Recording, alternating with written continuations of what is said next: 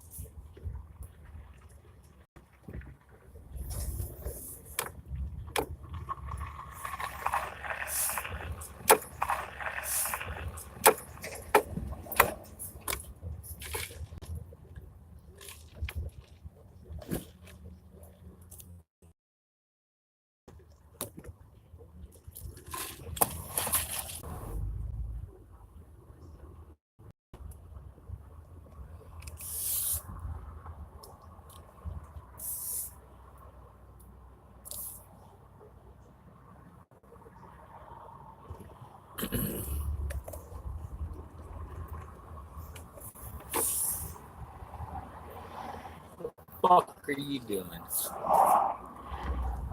Continue on 30th Street for 3/4 of a mile.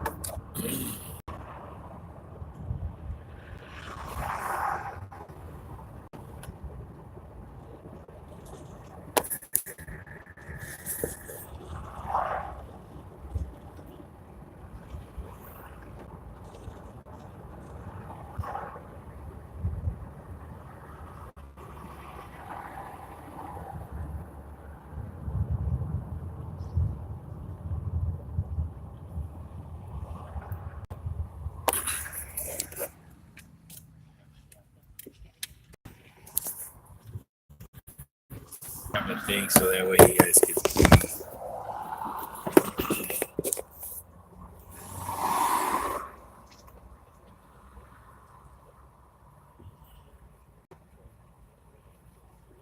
See if I can get a viewer.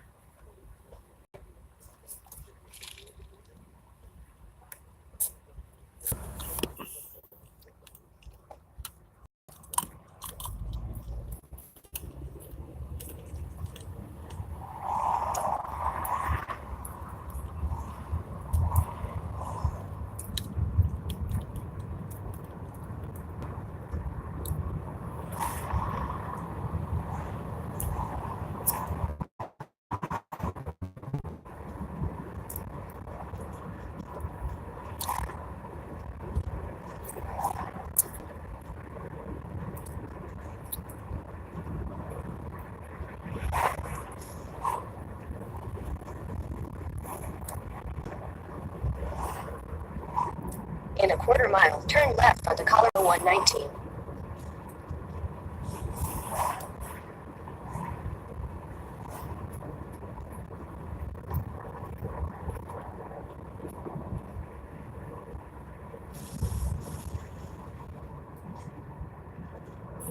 Turn left onto Colorado 119.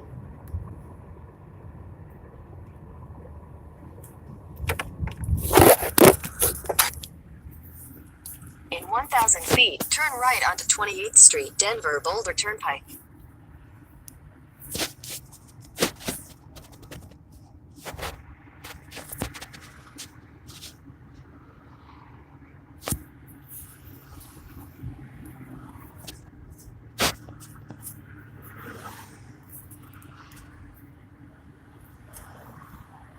Turn right onto 28th Street, Denver Boulder Turnpike.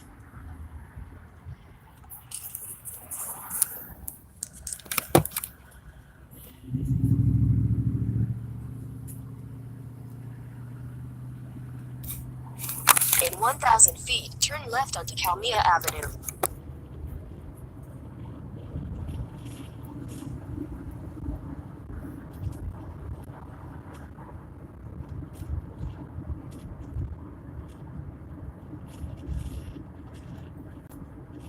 Take the next left onto Calmia Avenue.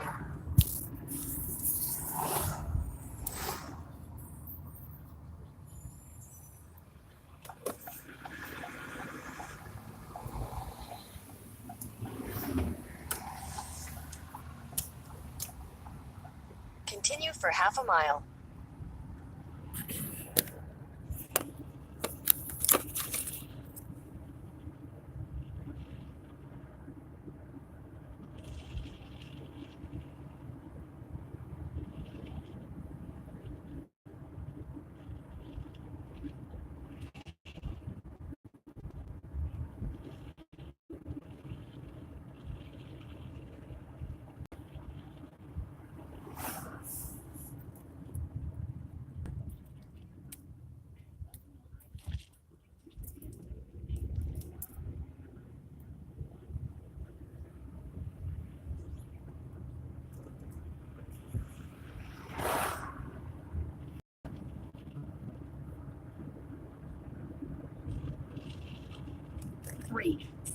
779-5002.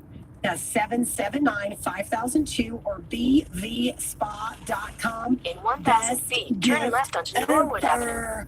Go to Beau Visage Skincare and Spa and tell them you heard about it from Mandy Connell. Ladies, have you been noticing symptoms like you can't wait, you've got night sweats or hot flashes, you can't sleep? You don't have to live this way. Hi, I'm Susan Whitkin. Hormone Health and Weight Loss has a natural hormone therapy that can help with these symptoms. I know because Turn it's left worked for onto me. Norwood Avenue. Get your life back. Call them today at 720-443-4080. That's 720-443-4080 or hormonehealthtest.com. You don't have to live this way. Feel better, live better. Call today. Dell's dedicated small business advisor. Business plus get free shipping on everything. Visit Dell.com by Dell. Juul was designed by smokers for smokers to be a satisfying alternative to cigarettes. Juul is a vapor product that contains nicotine for a satisfying transition. If you're one of the 34 million adults who smoke, know that there is an alternative to cigarettes. Make the switch at Juul.com. That's JUUL.com. Warning, this product contains nicotine. Nicotine is an addictive chemical. This is Dave Logan, law offices at Dane Campus, a serious law firm for serious cases. The Mandy Connell Show is sponsored by Bill and Paula Accidents and Injury Lawyers. Now, it's Mandy Connell on KOA News Radio. And catch your podcast anytime at KOANewsRadio.com. Gateway News Radio Time 307. Continuing a conversation, briefly anyway, about our conversation from the last hour, and that is how do we narrow the racial achievement gap in education? There's a lot of information rolling around, but this is a complex problem, but I have to believe that it can be fixed. And there are some things that have to be done, but it's a big thing about parents. Parents have to step up, and if parents are struggling to help provide these things to their kids, we've got to figure out a way how to address the problem at its root. Not slap a Band-Aid on it and call it a day. Amber, you are on KOA News Radio. Hi, Mandy.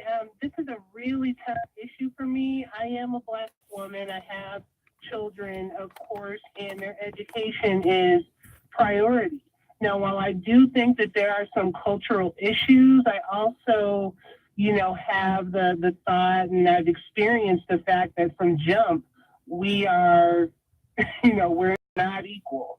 And I hate to put it that way, but it's truly just how I've experienced, like in my own schooling. Explain what you mean by that. Sure.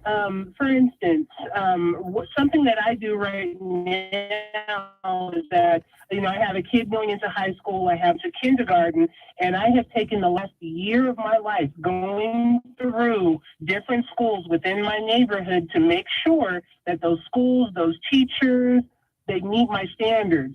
None of them do.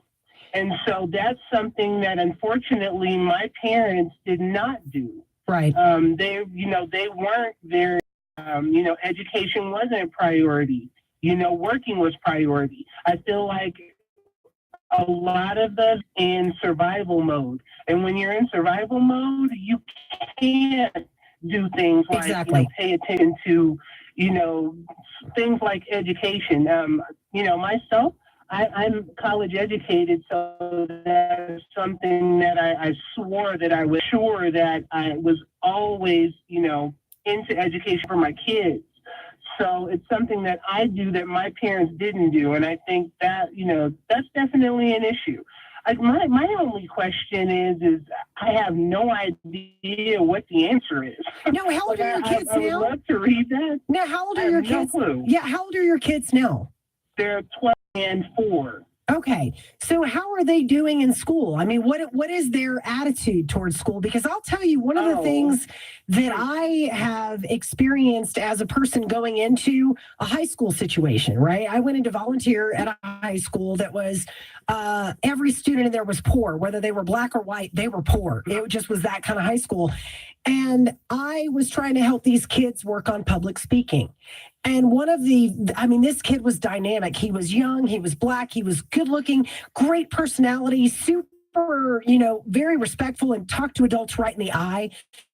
And when I was trying to explain that when they were speaking publicly, that they needed to use standard English. Because if you're making a Absolutely. presentation and you're talking at, you're trying to get a job, you're trying to do a job interview, you have to use standard English. And this kid says to me, and then what am I supposed to do when my homies tell me I'm acting white? And I was like, I'm sorry, are you taking your homies with you to a job interview? You know, I'm like, Yeah. and I flat out told him, I said, how you talk to your friends in your peer group, I don't care.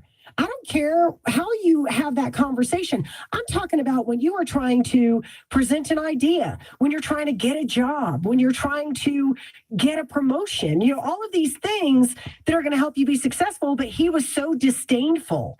That was a little bit shocking. He's like, well, my friends are going to say I'm acting white, and that's, you know, it's not worth it. And I thought, out of your own way with that. Okay. Absolutely. You know, how do your kids, do they love it, hate it, indifferent? What do you got going on here? They love school, and they're both very smart children. My 4-year-old in class, she's in preschool. She's not even in kindergarten Right. yet, and she's reading. And so the issue that we're having is she's reading, and, you know, kids are learning, like, you know, the letter P. Yep.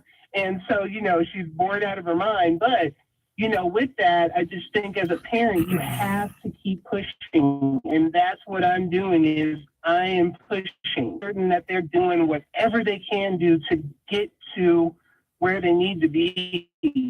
But Amber, the fact that calling this show right now, the fact that you are expressing concern and whatnot, it sounds like you're going to want to find a school with ability grouping. And then that means that if your daughter really excels in reading, they can take her right up to the next grade level. That's my daughter's school is set up that way specifically because I didn't want her to have to sit in a classroom learning something she already knew how to do. So look for stuff like that. And here's the thing. I don't know where you live. Do you live in Denver? I do. I live in Denver. One of the things that people do not realize and don't utilize is that the school districts themselves usually have, especially like Denver has great school choice. They really do.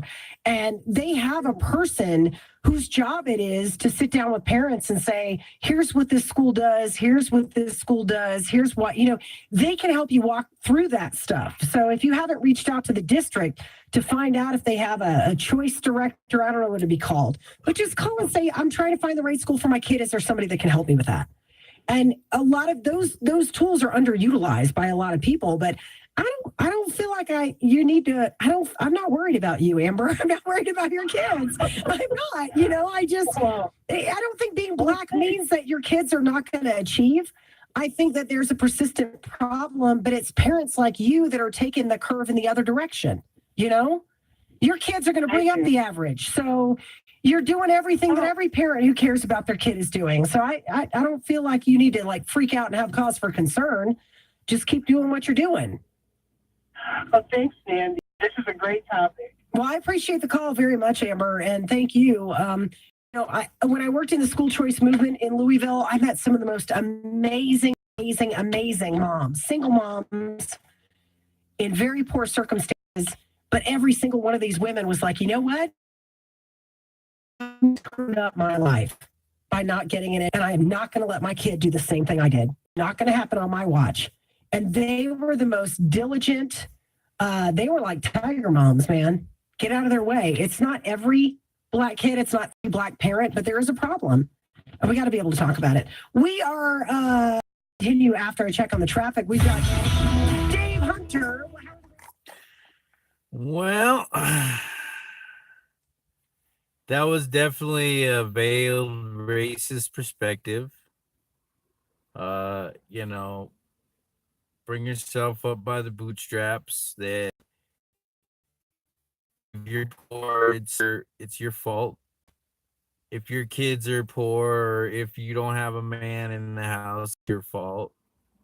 So what these arguments do is they take the blame off society and put it back on the individual. Now that's fine. I do believe in individual responsibility, but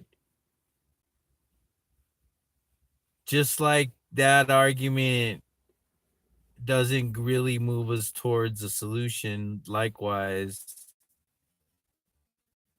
neither does the other argument. So anything that doesn't come from a more comprehensive opinion is going to be incomplete. So while she makes a slight nod to societal changes in poverty that need to change, she keeps hammering home the idea is that, you know, bring it back to the family values. You know, and those, you know, I just think those arguments they haven't worked. You know, if it would have been something that would have been a solution, it would have worked by now. I mean, how long have they been pumping family value stuff? I mean, they've been, you know, unfortunately, the right has married itself, you know, to that viewpoint. You know, family, solve problems, take time being a dad, take time being a family, read to your kids, and then all of a sudden, you know, that are plaguing minority communities are just going to disappear, and that's not true. It's just flat isn't true. So, you know, this is this viewpoint here. I don't know who this lady is, commentator, but you know, she's definitely, you know, if you just replace the colors, or just think about it, try to think about it in the reverse, and it's easy to see how it's, you know, it's a racist viewpoint that relies on culture as the thing that the end all be all to ills, and it's dark at best. So, I don't know, we'll see. Some Indian reservations, not all, but some. I got a couple stories that I want to bust out because there are some of these things that I love. One of them is this: PETA. You know, they make it so easy, Dave.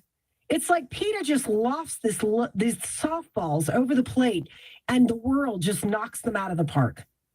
Now PETA has decided that we need to stop using language that is violent towards animals.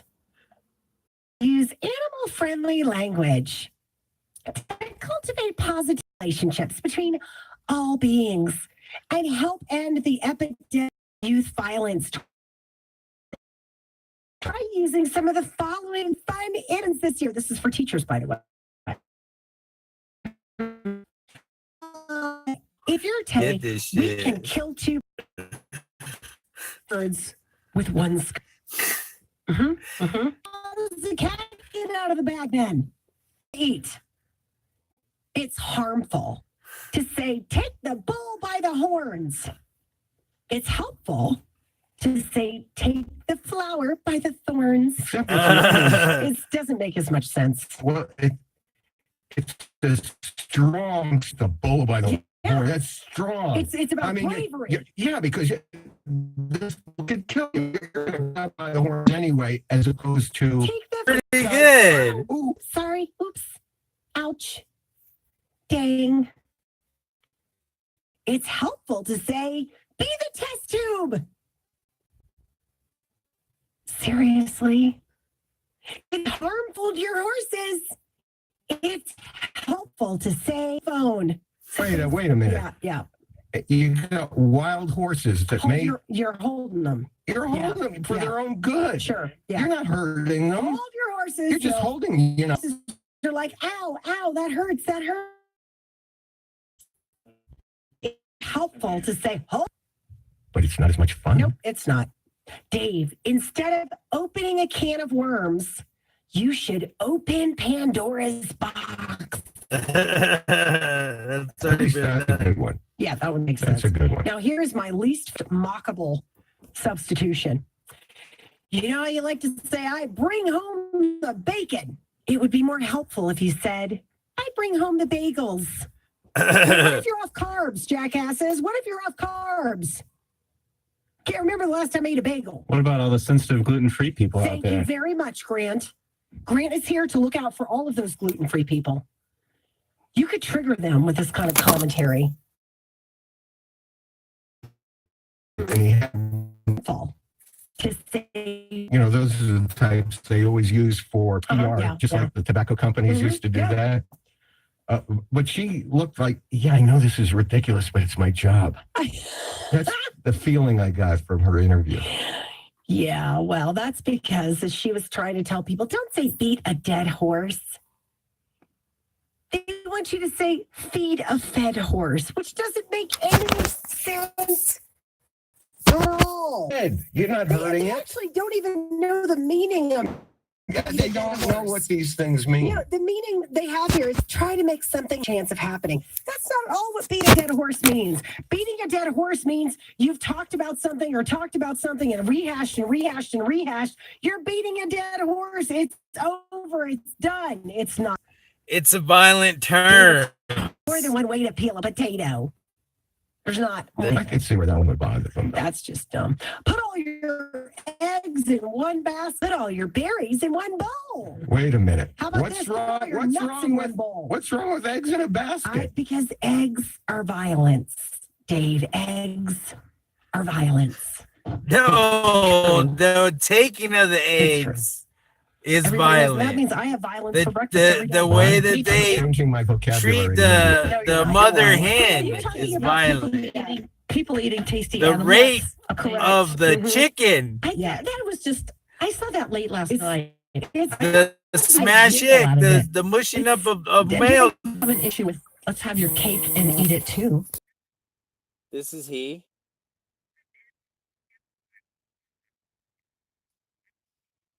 Yes, hello.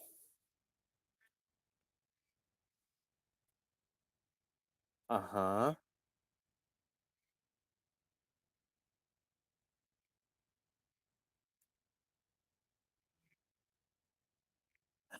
How much do you pay?